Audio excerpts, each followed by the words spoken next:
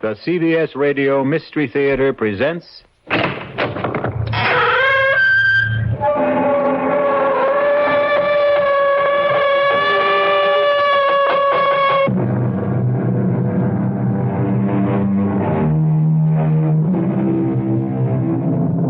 Come in. Welcome. I am E.G. Marshall. Welcome to the sound of suspense, to the fear you can hear. Our tale is a blood-freezing story inspired by a nursery rhyme, a sweet, simple song. Ring a ring of roses, a pocket full of posies, achoo, achoo, we all fall down. It sounds young and innocent, doesn't it? But it is very old and very sinister. For the ring-a-ring of roses were the splotches that first appeared on the faces of those afflicted during the Black Plague. The pocketful of posies were the herbs that were carried, hopefully to ward off the fatal disease. The sneezing sounds, achoo, achoo, were the sounds of the final spasms. And we all fall down was, well, you can guess.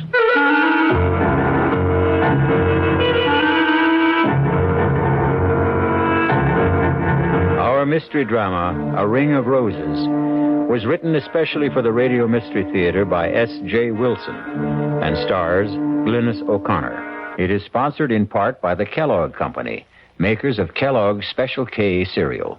I'll be back shortly with Act One.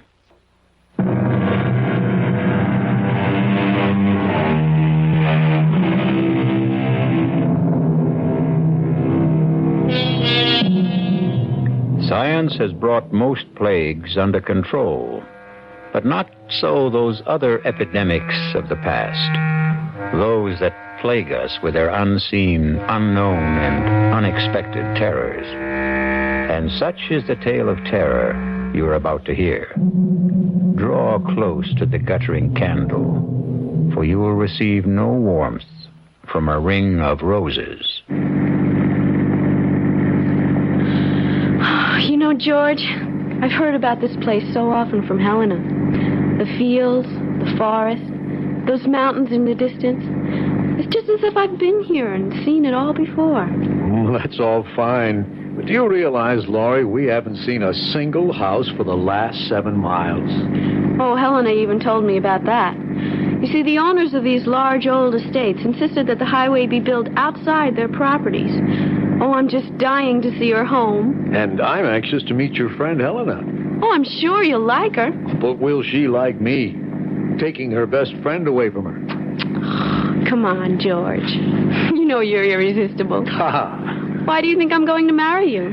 Well, for one thing, my beautiful, exquisite, enormous pots of money. Oh, George, wait! Look! Laurie, Stop. get your hands off the wheel. What do you think you're trying to do? But we passed it. It's the sign to the house. Back there. Now, Laurie, I never want you to do that again. I'm not going to let missing a sign risk your getting hurt. You understand? I'm sorry. I shouldn't have grabbed the wheel that way. All right, forget it. But please, never again, ever. And that is supposed to be the sign? Helena warned that we might miss it. Well, why would anyone use a rose-colored stone in a brass oval with no name or any identification on it for a house sign? Well, their name is Ralston. And Helena said that generations back when their family first moved to America, it was Rosestone. And so they put up a rose stone. Well, if they want people to get that meaning from it, they either enjoy guessing games or, more likely, just want to keep themselves very, very private. Yes. Guess what? As you said, they are very private. Well, I got that impression before we got here. And I also have the feeling that they're not very friendly either. Oh, how can you say that? When Helena's mother especially invited us over because she personally wanted to give us our engagement gift. Yes, and that's pretty peculiar, too. How? How many parties, showers, did your girlfriends give you? 4, right? No, 3. The last one was at dinner. All right, and Helena was invited to every one, but she... I know, George. She didn't turn up for any of them. You know, Laurie, I've never seen you so wound up. What's spinning around in that pretty head of yours? Well, I don't know, but... Well, I am on edge. About what? I guess about meeting Helena's mother. You see, she's so strange. She seems so powerful and so terribly uncompromising. I was trying to change things for Helena, and then I let her down by becoming engaged to you. Well, now, don't tell me you weren't going to marry for poor Helena's sake. Well, at least not until she married first. We were going to share an apartment together in the city. You know what I'm going to do, Laurie? I am going to turn this car right around and head back to the city. This whole trip is more foolish than funny. Oh, no, George. Please don't. A pocket full of posies. Hey, what's that? We all fall. You hear something like singing? Ring a ring of roses. Let me open the window. A pocket full. It's a woman singing that old A-two. nursery rhyme. A-two. We all fall down. But what's that snapping sound? It sounds like a piece of leather. It sounds like a whip. George, what are you doing? I'm getting out. Something's happening here that I don't like. Don't open the door. Please don't. We'll go back if you want to. I'll be but right don't. back. Keep the window shut and the doors locked. No, don't leave me, George. I'm coming with you. Wait. Okay, but stay close to me. Ring a ring of roses. It seems to be coming from behind those hedges. You know, it could be just kids playing games. If that voice is coming from a kid, he's using a bullhorn. Let's stop here. We might see through the hedge. Please be careful. Holy Toledo. Look at that. Let me see. That man. The old man with the beard. He's trying to catch the girl with his whip. Well, she's teasing him. She's making fun of him. If he lands that wagon whip on her, he'll split her face open. Look at their clothes, George. They're dressed like settlers. Back in the early 1800s. Yeah. You know, they could be rehearsing a play. If they are, he's lost his mind in his part. That man's going wild with that whip. But she's provoking him. Why doesn't she stop? Hey! Hey, you there! What are you two doing? Oh, George, you shouldn't have done that. And who is it who is ordering me and questioning me? I am. Over here. That's a terrible thing you're doing. Oh, George, please don't go in there. They know we're here. We must meet them. That's a dangerous whip you're using. That young woman can be killed by it. I see by your clothes you are a stranger. And I can also see that you are a kind human who wishes no harm to come to another. But this wench is my daughter. And what I am doing is the true way to gain the obedience of a child who will stray. But what in heaven could she have done to deserve being whipped? I did no harm to no person or to him. I have broken no law of God or man. Strumpet, hold your witch's tongue. Believe me, young woman, when I tell you that she has the demon in her, playing and wenching with the young master who owns this land. While I'm out here working at clearing their forest lands, she's up there in the great house with her enticements and tricks and enchantments. And if it has already come to this, that he has given her a gift for favors promised or already bestowed, the gift of a ring, an already cursed ring. He gave it to me fair and with the holy vow that he will marry me in the month of the next full moon. Marry you, Willie?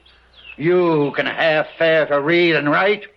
You who are lower than his mother's kitchen scullion? You give me that ring. I won't.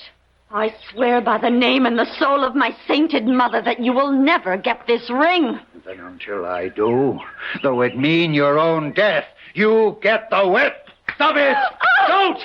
Why can't you be a little more reasonable? She may be telling you the truth. I am. I swear it on my dead mother's Bible, I am. Well, then, if you are, why don't you give him the ring and let your young man personally tell your father of his plan? No. No, he'll do no thing like that. He'll bury the ring in some secret spot and drag me away before the fall of night. For he doesn't want me to marry to no one but to stay with him and clean and cook and wash for the rest of his devil life. As you can see, she's beyond talking of matters with sense and decency. She's been taken up with her planning and scheming to get away from me for the purpose of harlot gain. And she hardly of marrying him. I'll kill you. George! She has an axe! An axe! She's going to kill him! Stop! For God's sake, stop! Oh, George, I can't look! She's dead! She killed her own father! What? Where is she? What happened to her? There she is. She's running away. Hey! Hey, come back! Come back! You can't get away! It's you who will never get away. The ring will circle you. George, don't try to catch her. She's like the wind. I'll never get my hands on her. She's almost in the forest. Come back! Come back! We're not going to hurt you! It's you who are going to be hurt. She's disappeared. Even before she got to the forest. But, George, look what I found. It's the ring. She dropped the ring. Let me see it. You know what it's like? It's just like the road sign. It's the same shape. The same color stone. It's smaller, but it is just like the road sign. Rose colors. George, we've got to get help. The police, Yes, someone. but where? Of course, the house. We've got to get to Helena's house. This ring so rosy, this ring so red. Does it belong to the living or the dead? We'll return shortly with Act Two.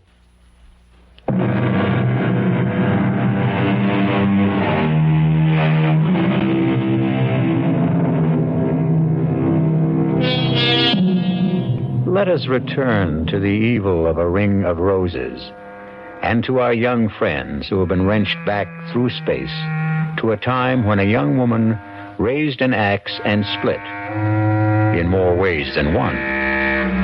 But did she leave that strange foreboding ring with its bloody rose stone? What does the ring mean? Does it possess a tragic magic? Oh, why doesn't someone answer? Why don't they hurry? Take it easy, Laurie.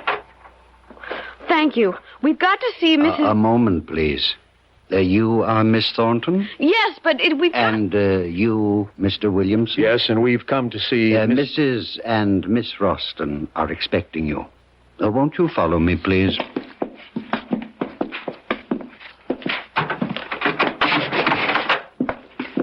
Miss Thornton and Mr. Williamson.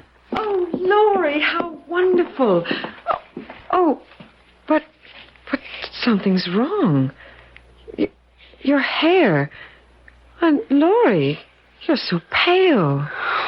Something frightful has just happened, Helena. Can I see you alone? I don't want to disturb your mother. My dear, you're not disturbing me in the slightest. This room has no secrets. Its acoustics are incredible. I'm Helena's mother. Hello, Mrs. Roston. We've just had a very unusual experience. Laurie's pretty badly shaken by it. Yes, so I see. Helena, why don't you take Laurie to your room, let her refresh herself? Perhaps Mr. Williamson will tell me something more about what's happened? I think the police should be notified at once. The police? Here? Did you have an accident? Well, not exactly, but we happened to see something that can only be described as gruesome, I guess. And the police should be notified. Mother, do you think... Helen, dearest, this is not the time for speculation. I shall be glad to have the deputy's office call. But can you give me some indication of what they're to be told? We don't like bothering our officers unnecessarily. They have enough to do as it is. But someone's just been murdered. Oh, no, not again. What? Now, Helena, restrain yourself, dearest. Laura, you say someone's been murdered? Who? Well, we don't know who he is, but he was trying to whip a young woman. And, Mr. Williamson, she took an axe and killed him. No. How could you? I was praying that it wouldn't happen to you. Oh, poor Laurie. Now, why don't you young people make yourselves comfortable? A glass of sherry might calm you. But, Mother, you told me that it would never happen again. That thing. Helena, I said I had taken every precaution not to have it happen. But who am I to promise I will control the uncontrollable? Are you saying that this has happened before? Laurie, maybe Mrs. Ralston wants to explain. Well, not really, but I feel I'm obliged to. However, it is difficult. How does one explain the inexplicable? I think they're ghosts. There are no ghosts, Helena. Dr. Medley, the last scientist I consulted, said it was undoubtedly an instance of photosensory projection. Helena pooh-poohs it. But has either of you ever heard of that discipline? Oh, vaguely. It once came up in a course on parapsychology that I had at school. No one has ever proved PSP, Mother. Well, they've never proved ESP either, but a lot of serious scientists work with it. But George, what does that photo whatever mean? Oh, it's quite complicated. Photolysis is the means by which light can affect the arrangement of chlorophyll grains in leaves. Chlorophyll grains? Leaves? There's a man not more than a mile from here who's been murdered. Now, calm yourself, my child. There is no such man and no such daughter. This has happened before. I've seen it. Helena has. A very few close friends have. Unfortunately, you have, too. Mr. Williamson, do you think you'd still like to try an explanation of PSP? Well, it's spooky in a way. By that I mean the scientific explanation of it. You see, we're all supposed to give off certain light and heat waves. And what is it happens in the case of individuals who are emotionally stimulated, let us say, people in love? Well, the theory has it that people in a very intense emotional state give off more highly concentrated waves. Well, I just don't understand what chlorophyll and leaves and light waves have to do with a man being murdered. You see, it's tied up with photosynthesis. And scientists aren't sure how that process really works. But with the unusual intensity of light, the cells of chlorophyll rearrange themselves and are forced to give off some of the excess carbohydrates in which there is an unusual amount of stored energy. I'm not following this at all. My dear, Helena speaks of you as having the patience of a saint. So, if you'd like me to telephone the deputies, I suggest you give your fiancé a chance to finish. There isn't much more, Laurie. Just that the openings in the leaves, they're called stomates, tend to react like projectors. And through the magnification of additional oxygen are supposed to be able to relay an episode they once absorbed when they were in the receptive state, like film. Are you talking about something like motion picture film? Yes, Laurie, but he means something like a projector with a memory. A memory of blood in this case. Well, it happens that chlorophyll is very much like hemoglobia, except that it contains magnesium instead of the iron found in blood. Are you saying that what we saw was a motion picture? Nothing more? Well, essentially, that's it. But when and where the original was recorded, we have no idea. Well, but there's a building. There's a cabin out there. And there's a man's body bleeding. Well, why don't you go and see for yourself if you don't believe us? No, Laurie, there's nothing there. Helena, you too? Yes, as Mother said, I've seen it. Others have, too. Around here, they call it the Enchanted Forest. But if you go out there again, you won't find a cabin or a man. Nothing. The police know all about it. They'll come, and you'll just feel foolish. I don't know what to think. It all seems so real. Well, now, why don't we come back to the present and the truly real? Because I have the real pleasure of giving you our gift to celebrate your engagement.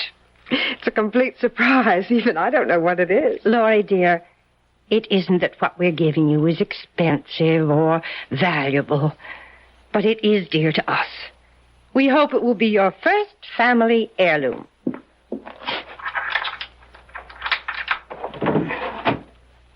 Here it is. No pretty wrapping, but it seems too lovely a box to cover with silly paper. Mother, I've never seen that box before. Well, now, isn't it nice that I can still have some surprises for you? That's a great-looking box, Mrs. Ralston.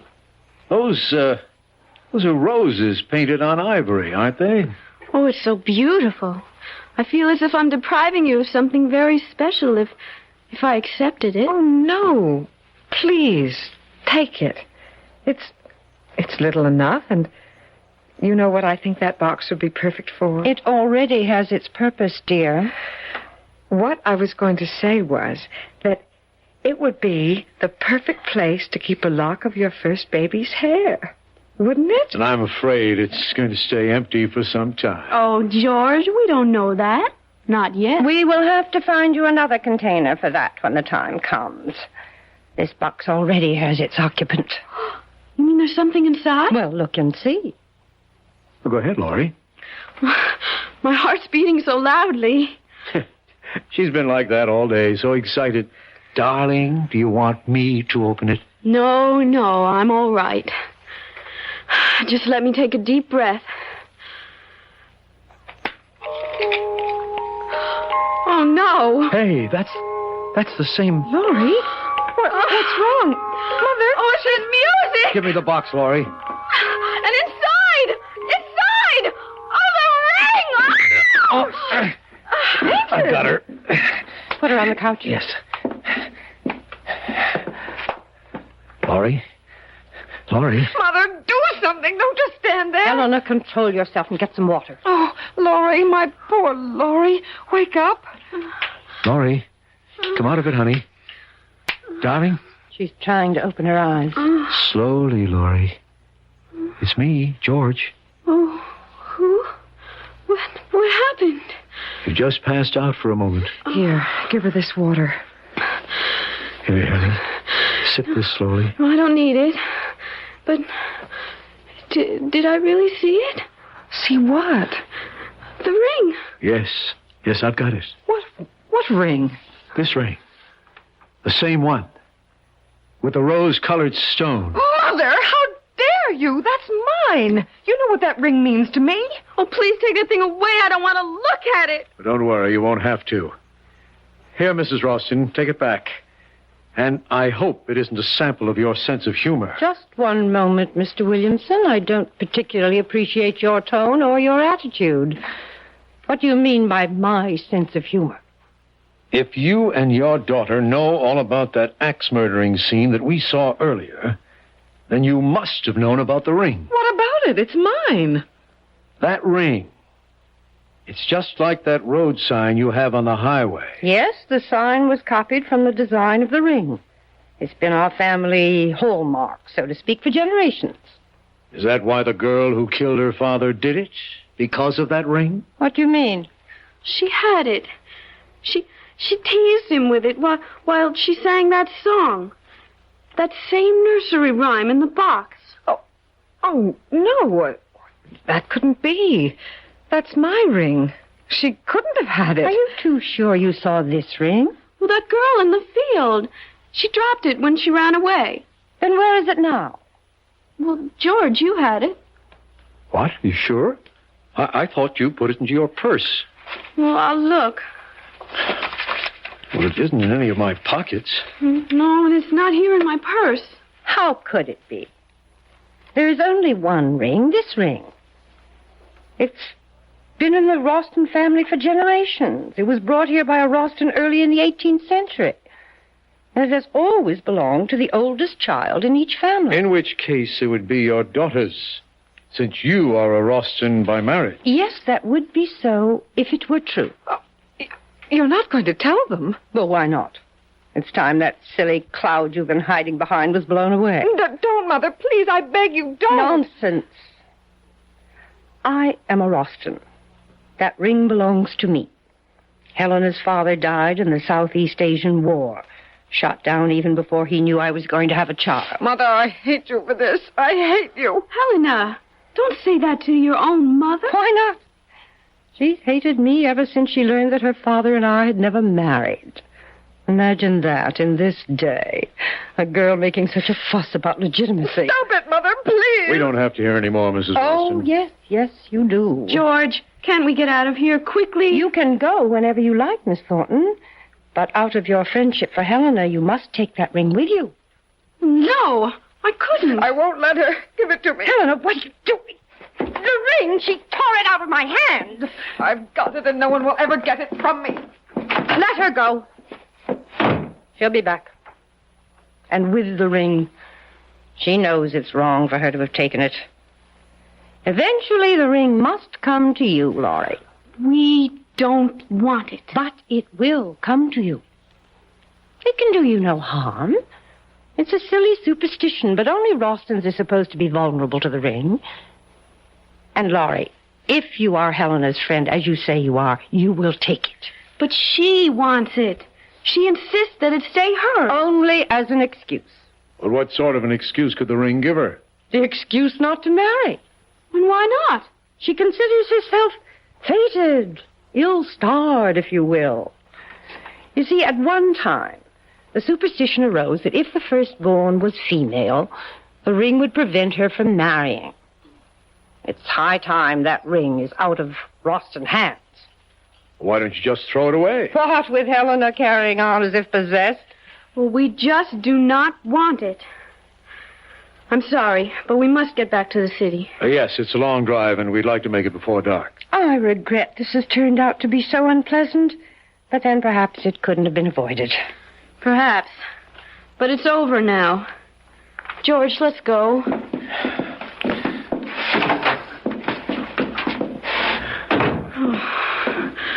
Oh, I can't get away fast enough. I don't know what the speed limit is here, but whatever it is, we'll break it.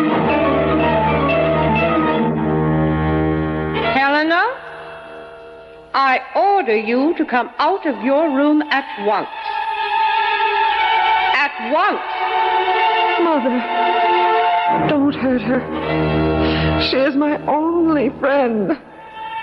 The only friend I have in the whole world.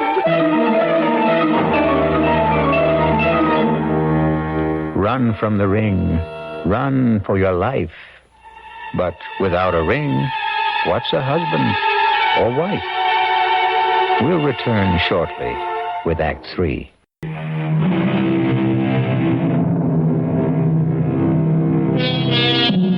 Let us try and penetrate the shrouding darkness of the final act of A Ring of Roses. Laurie and George have been plunged into a strange, unreal experience. As the twilight lowers over the countryside, they are fleeing from the Rostons, the malevolent nursery rhyme, the flashing axe, the avenging curse, the fatal ring. But can flight outrace those forces of evil? That woman, that Mrs. Ralston, she's monstrous. Oh, I'm so sorry for Helena. Yeah, well, I didn't see any halos around her head either. Yeah, but just imagine having to live with that mother. Why did she have to tell Helena that she and her father had never married? Do you believe it? Well, why would she lie about something that important? Maybe out of just plain malice. Or what?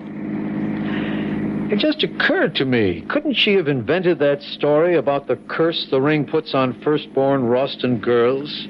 Well, to what end? Simple. It'd be a guarantee that she'd never be alone. That she could hold on to her daughter for life. Like the woodcutter. Oh, don't remind me of him. Anyway, I can't see how the ring and whatever it's supposed to do fits. Well, if she made up the business about fate keeping her from marrying Helena's father, now wouldn't that be a kind of evidence, proof for Helena that the curse was real? Well, then why would she give us the ring? Well, I'm only guessing, but couldn't it have been Mrs. Ralston's way of telling her daughter that she wouldn't marry even if the ring was off the premises, so to speak? But, George, whatever we think of Mrs. Ralston, she's still a mother. And what mother would sentence her daughter to a lifetime of misery? Huh? Look, I'm sorry I got you into this mess. I didn't dream it would be that horrible. Well, you had no way of knowing. Well, looking back, I should have. Helena, always so strange, so withdrawn, and so mysterious about herself, her home, and her mother. It should have been a warning. Honey, let's find a happier subject. Such as? Well, let's see. Okay, it's not original, but it'll do. For instance, if and when we have our first baby, would you want a boy or a girl? Oh, don't be corny. Why not? Corn is fine as long as it doesn't... George! George, isn't there someone in the road? Where? Well, look, straight ahead. Oh, yeah, that's a woman. Well, we're not stopping for man or beast or any mixture of the two. Here, that should get her off the road. Because if it doesn't, then she may be another bit of PSP and we can drive right through her. Darling, slow down. She's waving at us. George, slow down! No way. If that's a living body and it wants to stay that way, she'll get off the road. Oh, please. She isn't moving from the middle of the road. Damn her teeth, whoever she is. George, you're going to hit her. Laurie, all right? Yeah, I think so. That stupid woman. It's Helena. Yeah. Well, just wave goodbye and we'll get going. Laurie, please, I must speak to you. Tell her you'll phone her on Halloween. Hey, wait, Laurie, don't lower the window. Well, she's in trouble. Better her than you. There can't be any danger in finding out what she wants. Haven't you been through enough? Helena, we're in a hurry. Telephone Laurie tomorrow. No, don't go, please. Let me explain. George, I don't have the heart to... Are you sure that's Helena? Well, of course. Her face, it looks so strange. Well, what's strange about her face? Look at her eyes. They're washed out. They're sunken as if she's taken some kind of drug. That's probably because she's been crying. I'm lowering the window. And you're also raising my temper. Well, what do you want me to do? Just wave goodbye and we'll get going. Oh, she's gone to the front of the car now, George. Oh, she does look dreadful. Why not? She is dreadful. I've got to find out what she wants. Just 1 minute. Let me talk to her for just only 1 minute. Okay. 60 seconds. But don't lower the window more than an inch. Helena? Helena, over here. Now, what is it? Oh, thank you, Laurie. If you only knew how miserable I am about what happened today. It was all my fault. You don't have to apologize. It wasn't anybody's fault. Mother had only the best intentions in giving you the ring. Sure she did. Nothing like unloading something on a couple of strangers that isn't yours to give away. But the ring does belong to her mother. Only to be given to her child, which excludes you. Well, that's true, but you see, after me, there won't be any Rostons. But you will marry Helena. Just wait and see. I doubt it. And even if I did, my children won't be Rostons. Helena, this has been the weirdest day in my life. Now, frankly, the sooner we get away from here, the better off we'll feel. Just one more thing. Prove to me that you are still my friend, and please, take the ring. No, Helena. Thank you, but I couldn't. Absolutely not. Helena, why don't you just throw that ring away somewhere? I can't. I'm not allowed to. It has to be given to a Roston or to the person closest and dearest to me. But how could you expect me to take it? Every time I'd look at it, I would remember that terrible scene in the woods. I swear, the ring has nothing to do with what happened out there. It never has before. This is the first time. And it'll be the last for us. Okay, Helena, stand away from the car. I'm backing up. Laurie, if you don't take the ring, I'll die. I know I'll die. You won't die, Helena. Why should you? Because it will mean that I've lost my only friend and that I'll have no one to turn to, and I'll be stuck here in this prison with my mother. And she'll never let me go. Never. So long, Helena. If I return to the house with the ring, my mother will do something terrible. If you don't take the ring, I'll throw myself in front of the car. I don't care anymore. I don't care. Helena, give me the ring. Oh, you mean you will take it? Oh, Laurie, you've made me so happy. I'm indebted to you forever. Forever.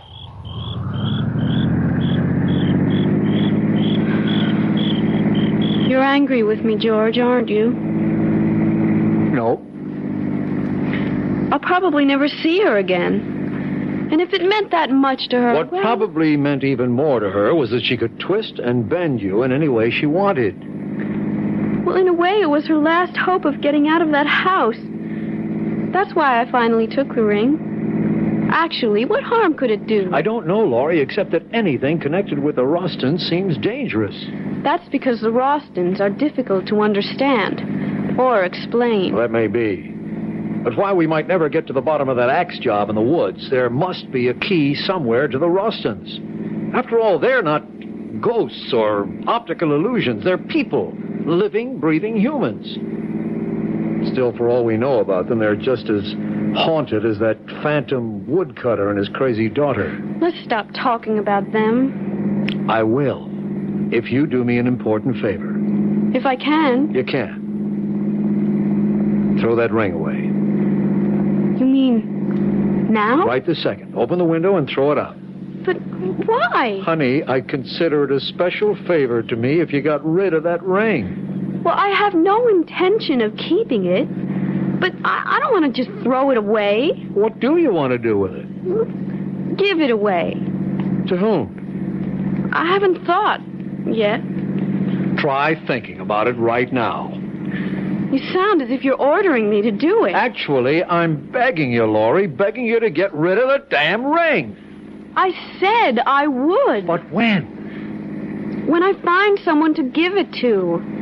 Someone who would appreciate it. It just doesn't make sense to just throw away something that's probably valuable for just anyone to find or to have it crushed under a car.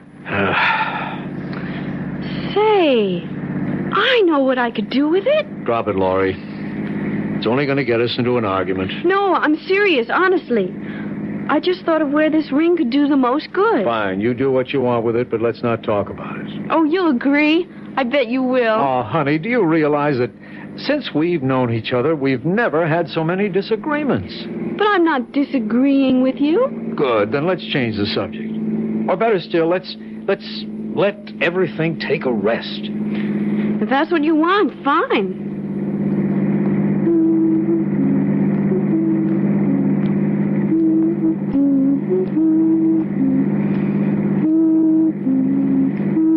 Laurie, what are you doing? Nothing. Laurie, what are you doing with that ring? Nothing, I said. Besides, you don't want to talk about it. Why are you wearing it? I was playing with it. I just wanted to see if it fit. Will you please take it off? What are you getting so excited about? That ring, if you can't throw it away, at least put it away. You're getting awfully bossy, George. You're doing it only to get a rise out of me. You can forget about it. Because I'm going to give it to that thrift shop around the corner from where I live. Great idea. Now, please take it off. All right. Anything for some peace. Hey, that's funny. What is? The ring's stuck. I'll get it off. You shouldn't have put it on if it was too small. But it wasn't. In fact, it felt too big. Isn't that strange? I can't even twist it. Get the flashlight out of the glove compartment. Now turn it on and hold your finger under the light. There, can you see it? Your finger doesn't look swollen. No, it isn't swollen. But the ring won't budge. George, do you hear something? Hear what? That voice. The singing. Don't you hear it? No, I don't. Wait. Yes, I do. It's that song. Where's it coming from? I don't know. It seems to be surrounding us. I'll turn the bright lights on. You keep trying to get that ring off. I am trying, but it's as if it's cemented to my finger. And that singing. It's the same as the girls in the forest. Get rid of the flash and give me your hand. What for? Maybe I can get it off. Well, you can't. You're driving. There's no traffic, Laurie. I can manage the wheel with one hand. Why don't we wait till we get to a gas station? Then I can get it off with a little soap. Come on, give me your hand. All right. No, wait. I can't. Why not?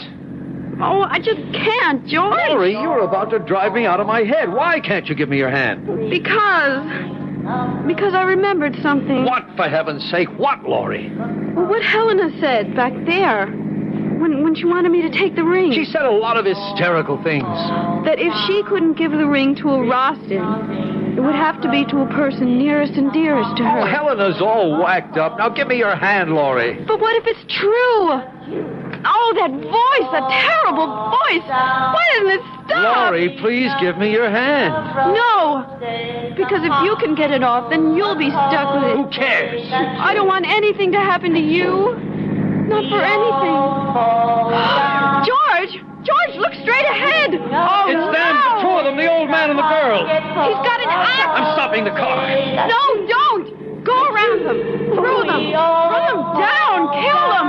Do anything, The brakes George. aren't working. George, we're practically on top of Laurie, them. for the last time, give me your hand. The ring can't harm her. No!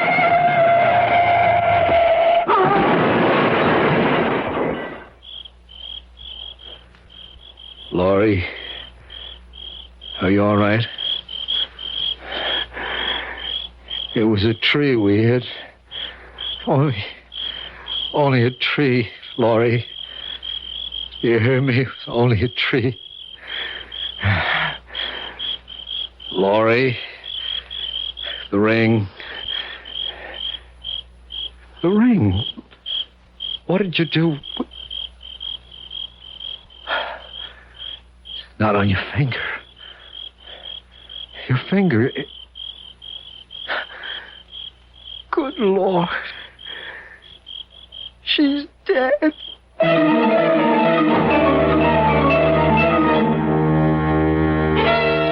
So you gave Laurie the ring, Helena. Yes, Mother, as you told me to. Now give me the box, and you'll see if the ring has worked wonders once more. Here is the box, the one with the roses. Open it. Yes, Mother. But the music. Why isn't the music playing? It's a good sign that it's not playing. It's the sign that the ring has done its work. Your friend Laurie will not marry ever. Not ever. But the ring, Mother. Where is the ring? You'll find it in the woods, in the clearing, in the same place where I killed your great-grandfather 143 years ago. Go and bring back the ring that will keep us alive forever. Forever.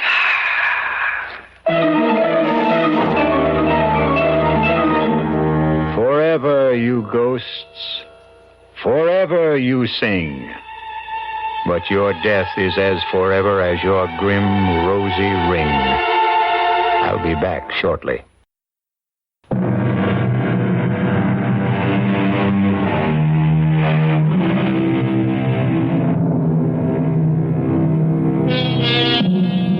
Let us end our tale of A Ring of Roses. For as we also know, roses are red, roses are blue. But the rose of death is meant for who? Our cast included Glynis O'Connor, George Petrie, Sidney Walker, Elspeth Eric, Holland Taylor, and Carol Hilliard. The entire production was under the direction of Hyman Brown. This is E.G. Marshall inviting you to return to our Mystery Theater for another adventure in the macabre. Until next time, pleasant dreams.